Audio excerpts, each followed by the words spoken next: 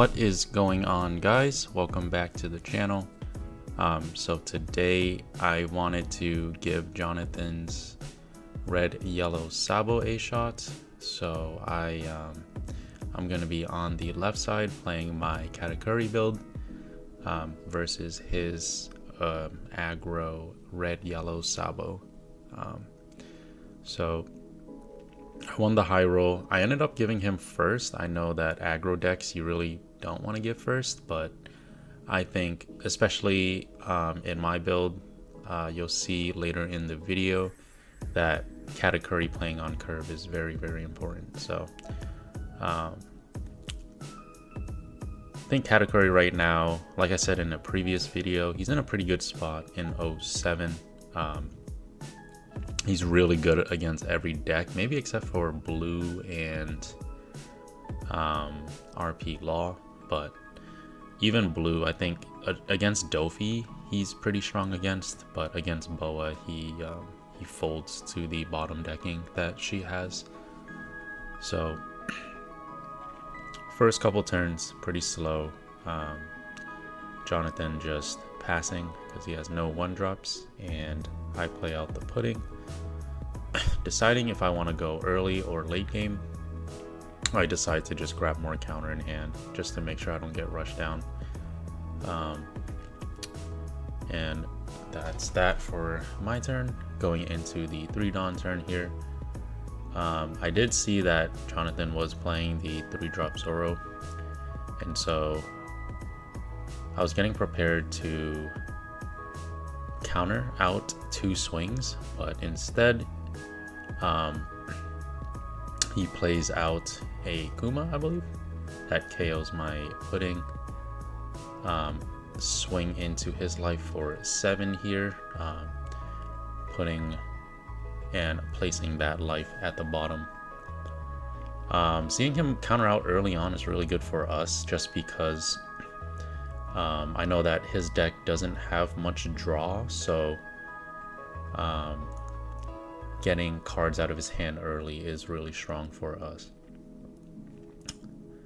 And so going into his 5-Dawn turn, we are at 4 life, so I'm trying to counter out early as possible, just because I know he runs Kid and Killers in his build as well, so it's really, really dangerous if I get low too early. And so he swings 6 after dropping my leader down to 4. I was able to counter out. And this is the tech that I really like coming in. But before that, I swing in 5 with Perospero, 5 with lead, forcing him to take a life early on, which is really good for us. So I drop the Newgate down. Newgate allows you to take the top of your deck, place it in your life, and then reorganize your life in any order and put one back at the top of your deck. And I think Katakuri especially benefits from this because he is really counter heavy and trigger heavy in a lot of his builds, and so being able to rearrange them and have them play in your favor is just so powerful. And if you play the build where you run 4 of You Shall Disappears, you're basically guaranteeing that you're +1ing at the end of your life count. So he ends up taking my Perospero down. I made a mistake of drawing 4 instead of 3, like an idiot. I forgot that Perospero and pudding searches for different amounts, but I corrected myself and grabbed the Big Mom instead of the 4th card, which was the Flampe. And so here he swings 6 into 4 again. I'm deciding whether it's worth it to counter or to just take the life, but I take the life. I think I ended up putting a top end at the top of my life, so that was really strong. And this is why rearranging your life is so powerful, because I knew that Onami was on top. I let him swing into me, and being able to pop his only 7k body means that he can't heal off of his leader ability. So really big for us. We did give up 2 life for it, but it's fine because in the later stages of the game, Big Mom is going to heal us so much that it's going to be really tough for Jonathan to really rush us down. But I do like his build. I will try to give that a test myself, because sometimes aggro decks are really fun, like especially the aggro Yamato that's been floating around. But here, deciding what I want to do during my 8 Dawn turn, I decided to go Kiku into Onami.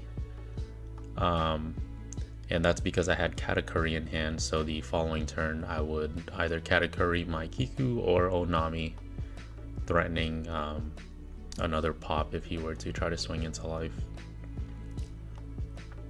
So I end up swinging only 7 into life here, just because I have the new 1-cost event that is able to boost anything up by 1. Basically, it's a 1k counter that can rest anything 4 costs or less when your opponent is at 2 life. So that's why I have the 1 extra Dawn up there. But Jonathan going into his 9 Dawn turn, I think he's deciding whether he wants to remove my new gate or continue pushing life. And I think the right play is to actually push for life, because if he gives me too much time, I'm just going to end up healing too much for his deck. And so it's going to be full pedal to the metal. But again, I did know that that event was on the top, so I was able to rest his other swing on board. And so with that swing out of the way, I feel pretty safe here. Him not being able to put me at 0 life really is tough for him. And so I think right now he's just trying to develop board presence where he can. Ends up dropping the Kiku, popping her to heal with his leader ability, and passing turn. So going back to my now 10 Dawn turn, I have the option to either Katakuri here or Big Mom. I think I do the safe play and just Big Mom, just because he has the Kiku on top of his life. It's really important to just get rid of that card. And so Big Mom here, able to swing 7. If he takes that as well, I think we're pretty poised to win next turn.